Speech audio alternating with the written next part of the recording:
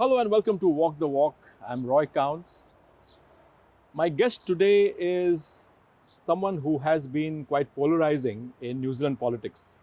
She is the first refugee to be in Parliament, and that itself is a historic thing.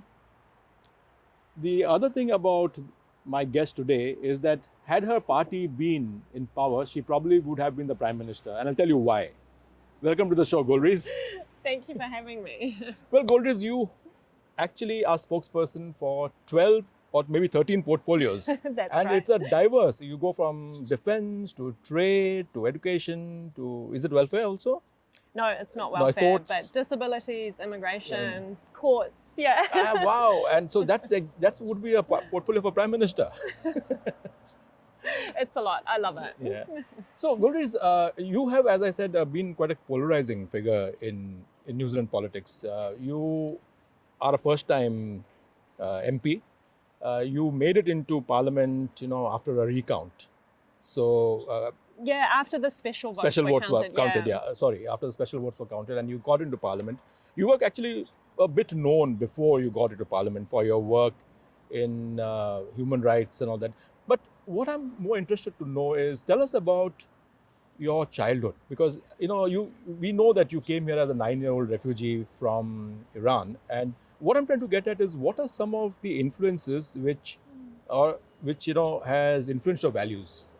Yeah, well, I was born in Iran, obviously, and I was born at the sort of moment where this massive revolution had just happened a year and a half ago. And we were on the brink of war with Saddam Hussein's Iraq. But, my parents and their whole generation were basically in this revolution for democracy. And that's so rare in the Middle East, at least at that time, and they'd fought for democracy. They wanted to take back their oil resource, and they had won. But then their revolution was sort of hijacked, and they became part of one of the most oppressive regimes, I think, in the modern world. So when the Shah was ruling in the late 70s, he himself was oppressive. So he was oppressive, but he wasn't.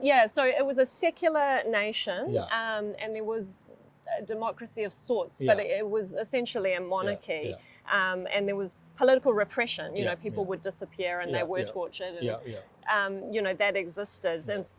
And of course, the people of Iran saw him as a puppet of the United States.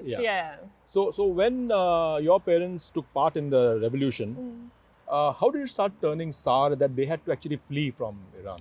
Yeah, so they were in the revolution, and they were sort of, essentially, their values were socialist values. They wanted the poverty in their nation to be addressed, and they wanted democracy. And then what actually came about was an Islamic regime. And that's not what they wanted. They're not religious. That's not what the majority of those who were in the revolution, wanted. There were some elements, there, but they remained political. And that's all I remember growing up was, that whole thing of, there's something on the news and you kind of go, but who's telling us this and why? And, we're trying to decipher what's actually happening in the country and trying to keep the fight going for democracy, for human rights. And women were suddenly really repressed. You just released a book a couple of months back, Know Your Place. That's the name of the book. And I think in that book you mentioned that your mother used to smuggle Madonna records and play it in we all had, that was the thing. It was like the culture had been so secular, so she used to have, secret book clubs as well for women, they would, and just kept doing the research she'd been doing. She was a psychologist. But part of it was just playing music. Wasn't allowed, not Western music, and any music. And men and women joining together. Where, you could play religious music, but it was that thing of my parents just kept their life kind of going, where they would hang out with their friends, they would play Madonna records, and they were political, and they kept talking about how women's rights was a really big one, of course, at that time, and so slowly that became dangerous as their activities kept going. So I think from what I've read, they pretended to go on a holiday to Malaysia, and from there they through Fiji or something, they came to Yeah, Auckland. we knew that there was a stopover in New Zealand, and this is what asylum seekers have to do. So the law says you have to come up to the border. And then claim asylum. So that's what we just needed to get to the border. And as soon as we kind of landed and we were on New Zealand soil, we just found the first official looking person we could find and said, you know, we're refugees, and they were just so welcoming. Yeah. Do you remember that? As a 9-year-old, you remember that? Yeah. There must have been a lot of tension because, see, when we read... Enormous tension. Yeah, because when we read about it, it is just history, something which happened maybe 20 years ago. But for someone who went through those seconds and minutes, it must have been traumatic. And you know as well as a child when you live in a place like Iran, because you know every time your mother leaves the house, she has to check herself. You know, you can't get arrested. You know, it's that tension exists anyway. And then you know, okay, finally we've escaped, and we could be sent back. So all of that tension is there. You know, you don't know all of the details, but you know. And you can also tell when someone's smiling and taking care, you know, so, and that was what we got. You know, we actually got people who helped us. So tell us about the first, a few months after you came to, how was it? I mean, there must have been sort of, days of despair and days of, you give up everything, give up your life. And I think you mentioned somewhere that that's one of the worst things about refugees is because of some political or any other reason, you give up your life. So you give up everything that you had. Yeah, and I think about that because my parents would have been sort of around my age, maybe a little bit younger actually, when they came, and they gave up. It's that thing of you giving up your language even. Okay. So you can't even, you can't even interact with other people, and like you can't, my mother couldn't sort of talk about books anymore suddenly with the people that she met, and they couldn't work in their professions But at first we were just really happy. It was that thing of you walk outside and your hair isn't covered, for mum. Yeah, you just walk out the door. And so we were just elated, I think. And the hardship kind of started to set in a little bit later. But we settled in West Auckland and it's such a diverse place and there was other migrants around and in such an egalitarian place. At least it was back then, New Zealand where... Yeah. But unfortunately, both your parents could not go back to the profession that they were in. No. Your father was an engineer, I think. He was an agricultural engineer. He was an agricultural engineer. He worked on plant-based energy research, So that was very green. And I think your mother refused to practice as a psychologist because...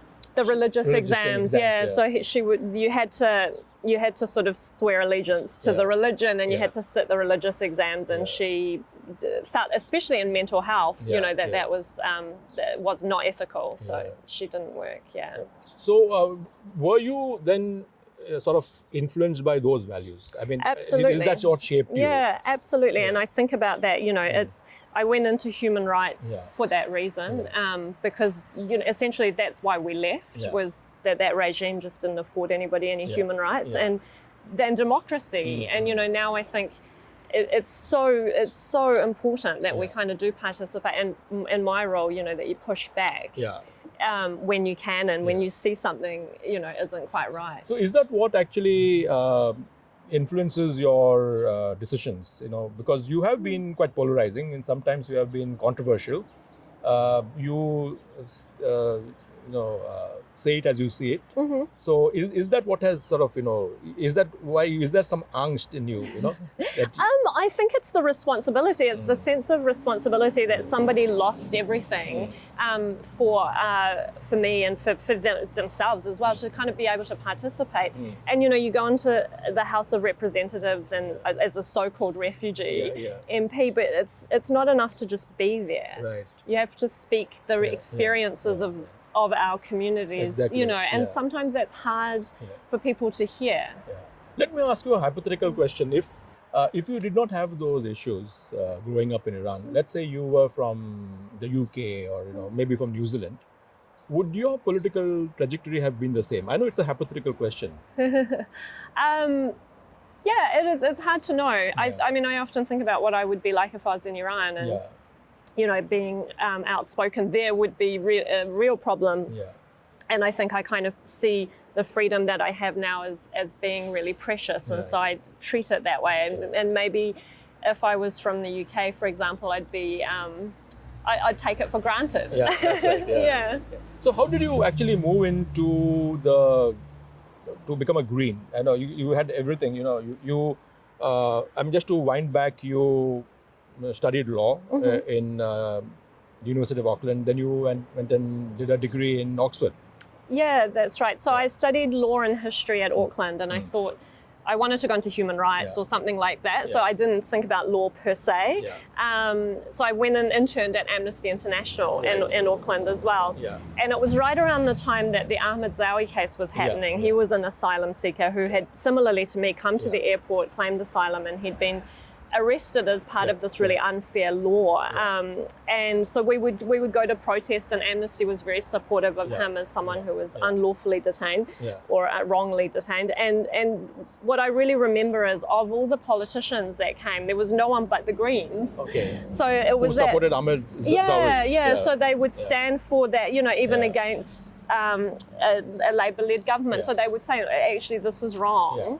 And there is a sense of racism, and there's so it was really interesting to see that there was mainstream politicians here who understood what happens in the Middle East or in in the war of terror. So what I'm actually intrigued about is, after doing law, you probably would have gone in for a practice. You're a brilliant, you have actually worked at The Hague and in international forums. So you could have actually become a solicitor, earn, I don't know how much you'll earn, $20,000 an hour or whatever it is. But you went into Amnesty International. Yeah, I did. And the reason I came out was I kind of realized actually law is quite a precious skill, to be able to actually apply and enforce human rights.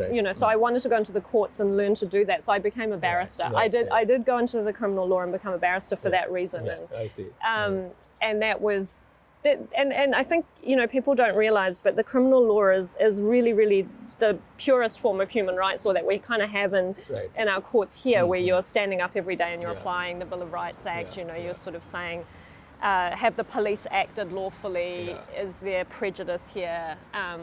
So that's kind of what took me to the United Nations. Those were good skills. And there in the United Nations, you also opposed as well as you defended, some very big names.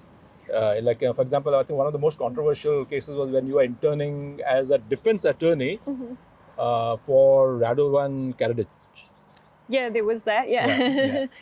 So I did both sides, and I mean, as in the New Zealand system, we believe in having both sides, and I do, and I think this is kind of where my Iranian heritage also comes into it, because I know when a really massive a breach of human rights has happened, where most of society is involved, you're going to need a process at the end of it that's really transparent.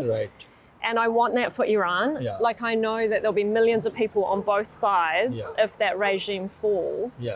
And what I want for us is to kind of have that dignity where we go, actually, we're not going to act like the regime did. We're not going to act like the criminals.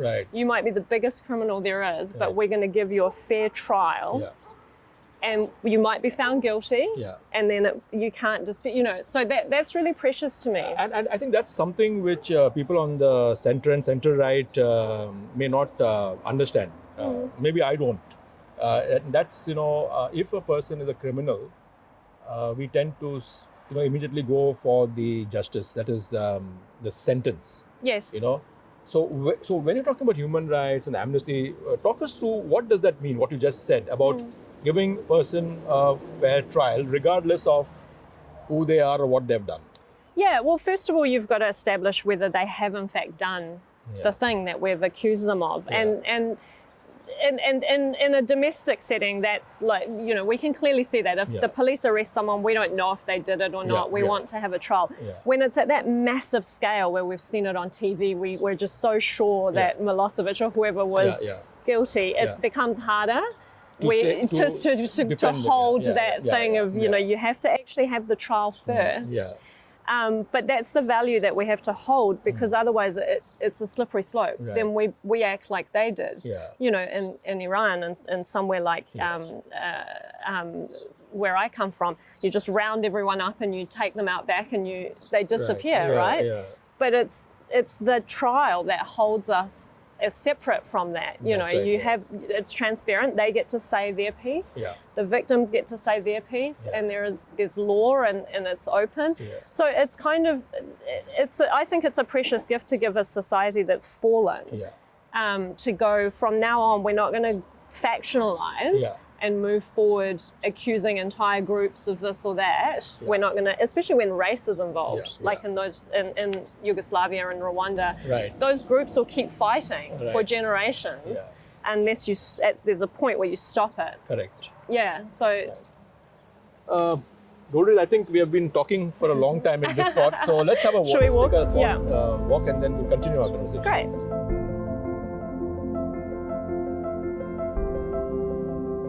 Right, Golriz, so we were talking about the justice system, and we were talking about how, someone who has committed a crime actually needs to be given a fair go. Mm-hmm. But the flip side to that is people often think that the victim does not get a fair go, and it is the perpetrator who actually has everything loaded in their favor because of human rights and, all the sort of legal niceties. How would you actually overcome that objection? Yeah, I mean, the starting point is that it's not necessarily someone who's committed a crime, it's someone who's been accused of committing a crime. Right. So we do have to come from that position, and in particular we know that our systems are sometimes prejudiced. So we do need to hold that and require our systems to prove the guilt. But other than that, I think what human rights would require is that we also take care of victims. Right. But the trial doesn't necessarily, I mean, we need to protect the victims during the trial, but their lives go on afterwards as well, and we need to invest in that. Right. So, I mean, our systems are lacking that at the moment, in my opinion. So we don't actually take care of victims in terms of providing mental health care for them, making sure that they, our social safety nets aren't there. Victims often may need not to work afterwards for a while, and our benefit system isn't particularly fair. So we can't sort of say that it's all in the trial and then forget to take care of them afterward and beforehand. While we do need to make the trial system fair, and I mean that actually is a Green Party policy in terms of gender-based violence that Jan Logie is working on. Who's talking about that, the kind of stuff which is explained to me. I have a feeling, and correct me if I'm wrong, that the Green Party, and I think quite rightly, focuses on the big ticket items which will give you the eyeballs, which will give you the headlines, or which will keep you in the news. If I went through your policies, and some of your policies are really good, Thank you. but I don't think people actually focus on those policies. They will focus more on the kind of stuff which I just spoke to you about, or some of the controversial statements which we're going to discuss in a few minutes, that you have made, and that sort of gets the eyeballs. It excites your constituents. It riles your opponents. I have a feeling that in that the main work that the Greens do is lost. Do you agree with that? Yeah, I mean, I think that's sometimes a symptom of the media and the way that it works, and it's it's not orchestrated, but I mean it's a commercial field, and so sometimes we get that kind of the emphasis on the polarizing things. But I think sometimes the things that we say that need to be said that only speak to a minority are still really important. And so I wouldn't shy away from that. Let's talk about one recent incident, that is the asylum of Behruz Buchani. Okay, I must make a disclaimer here that being a Kurd, I actually support him. Because I know what oppression he may have gone through.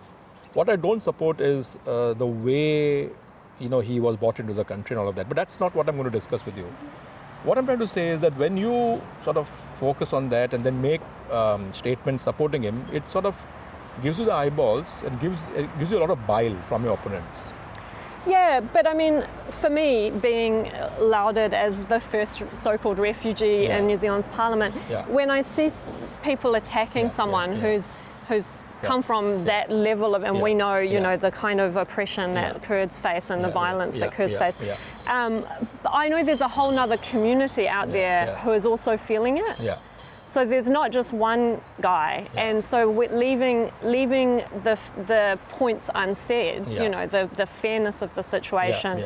It actually impacts the whole refugee community. They all feel unwelcome and misunderstood, villainized. And it's the same as, how I felt as a teenager when Green MPs stood up for Ahmed Zawi. So that's how I see it. I especially after the Christchurch terror attack, we can't sort of leave those communities to be attacked in that way. How did you feel on that day when you first heard the news that this happened? I mean, all of us, for me personally, it was heart-wrenching. It was like someone pulled my heart out, Absolutely. How did you feel? I mean, it was, I think, and we all kind of went through that. We couldn't comprehend that it had happened here. It had actually happened. We never thought it would happen here. In New Zealand. And I think, especially in my position, because I hear a lot of the kind of the hate crimes and the hate speech. So I knew that the underlying, the racism and the prejudice existed, but that violence, none of us could have foreseen that. Not at all. And it was incredibly heartbreaking. It was just, I think we all probably just sat down and cried. I think you mentioned somewhere that you were really, really upset for a long time with what happened. Yeah, no, absolutely. And in the first days, it was kind of trying to get the voices of that community heard. But we saw the love as well. And that was, so I think the responsibility now is to make sure that that love that all of New Zealand poured out is kind of, we hold on to that and we weave it into kind of strengthen the diversity in our communities. Let me ask you something about free speech, okay? So you just mentioned that there's an underlying issue why this happens, hate crimes or hate speech. And I think what I'm trying to get at is this happens on both sides. So while you have, hate speech coming from the white supremacists or people who have been in power or people who have been in charge of the power structure, it also happens on the other side. Do you agree with that?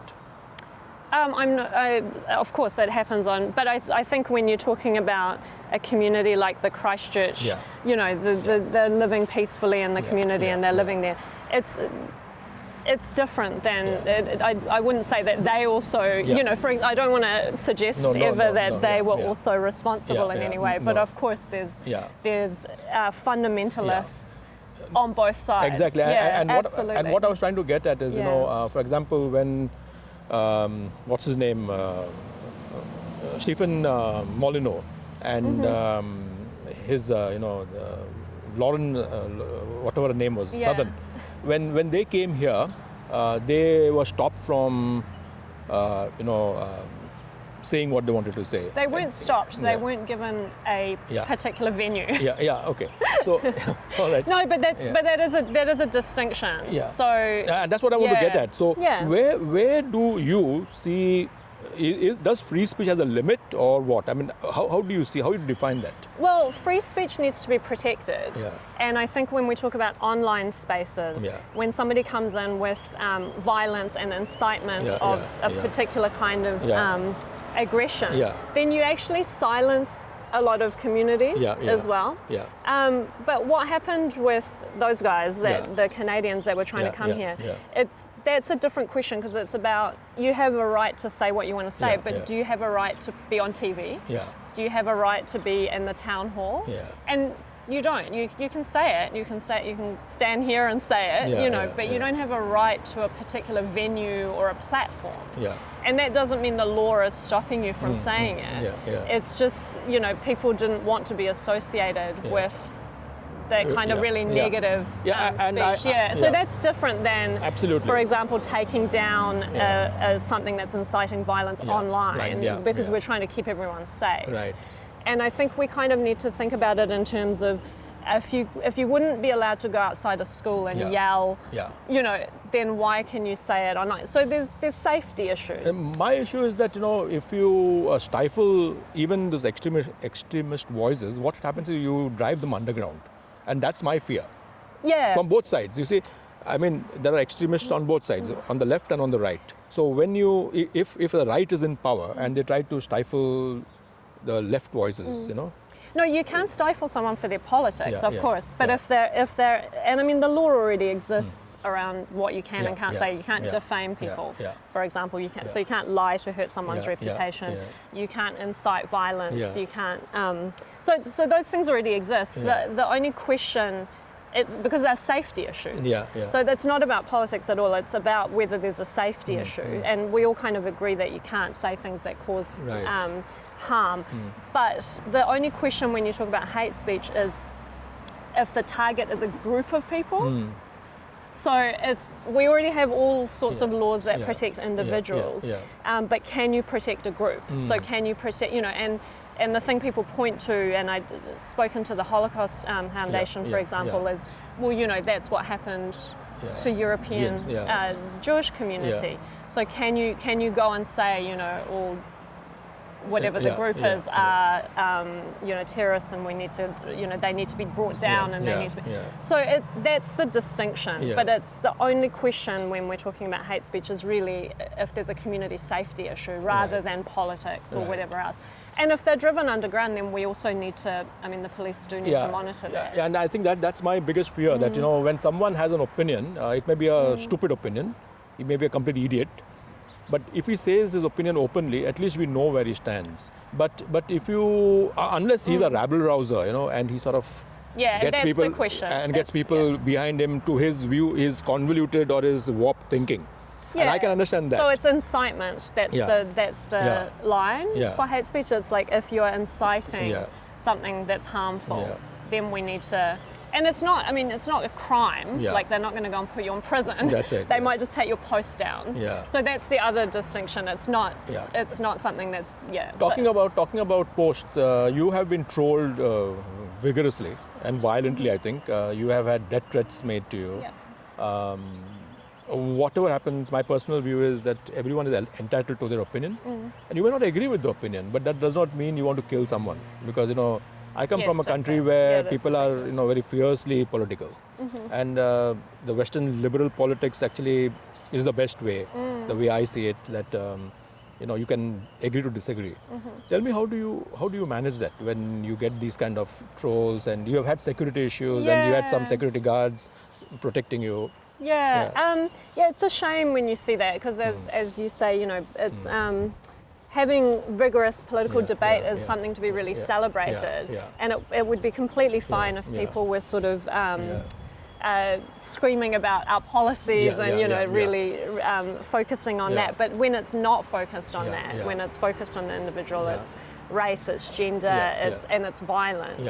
Then it becomes a problem. I hadn't ever really taken it seriously until Christchurch happened, actually, and so then we started really reporting it up, and we didn't police think it got would involved. Happen. We really never thought. We thought it was. We never thought that it would happen in New Zealand. Absolutely, and it's such a tiny minority.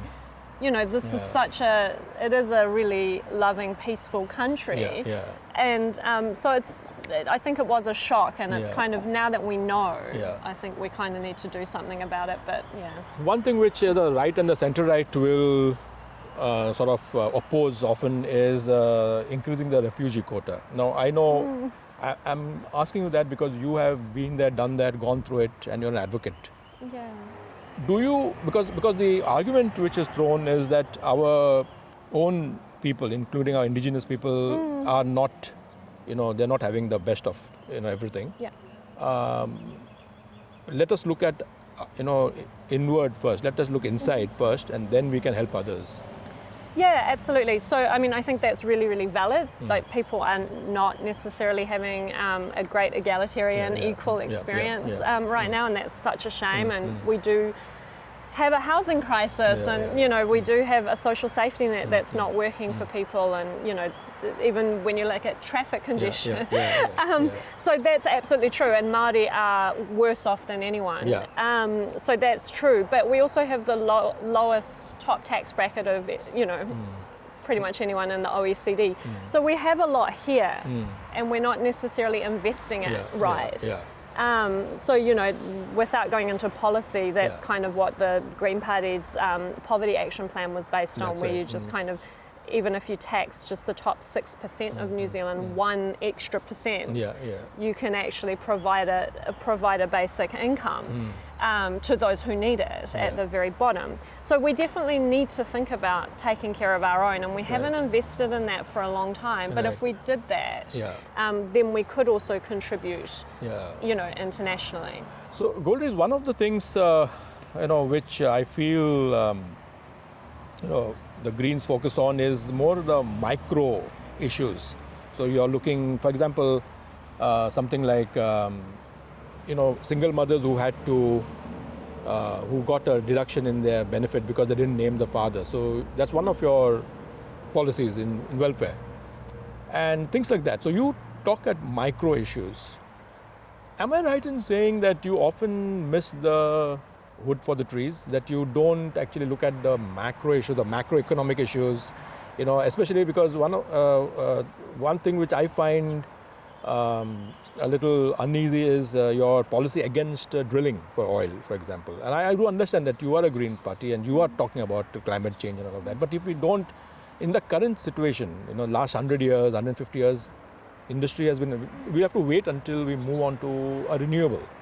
So fighting for that now, it makes me think that you are more focused on micro issues rather than the macroeconomic issues. I mean, I think, for example, just to focus on the first example, the welfare example, our policy is to reform the welfare system. And that was one of the things that came out, and it actually came out in the welfare working group's recommendations. So that was one thing that got picked up that we then celebrated. But that's certainly not the whole of our welfare policy. And, as I say, because we've just released the Poverty Action Plan, and it's really deep, it's at every level. And it is costed, which not every party's policies are.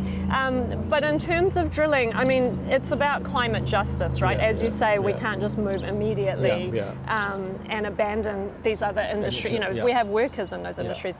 But what we have also just announced is our energy policy. So it's investing massively in things like solar and making sure that, you move things like hospitals and schools and government buildings at least onto solar. So immediately you have this lasting impact of renewables being kind of the core of the government sector's energy source, which will have that kind of generational impact, and it will mean that we can kind of wean ourselves off the dirty industries. I understand that, a lot of stuff which you all do is all heart, is because you are actually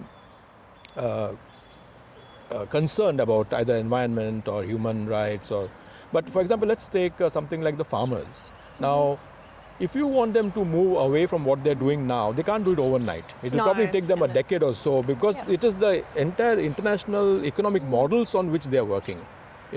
Whether it's a meat industry, whether it's horticulture, dairy. So we have to dismantle the entire international, trade and the supply chain before we can do anything. Because if that continues, then attacking farmers for, because their cattle pollute the rivers is not going to make you popular. No, and we wouldn't attack the farmers, because again, it's there's justice in the climate movement as well. So the idea for us is that the government has a responsibility to support farmers to transform their model. And it's actually good for New Zealand's sort of brand as well, to be more green and to be more sustainable and kind of long term to actually continue kind of. But the Green Investment Fund is the other thing where we want to move our economy into a more sustainable model. So we're not just so dependent on non-sort of renewables and also sort of unsustainable farming methods. So people can, we can fund sort of brain industries. Golriz Ghahraman, thank you so much for talking to us. It was a pleasure. Such a pleasure. Pleasure talking to you, and I think you were quite candid in quite a few things that you said. Not everyone may agree with what you said, but at least you have the conviction and you have the, you want to do something to change the world, and to go for it. It's good on you. Thank you.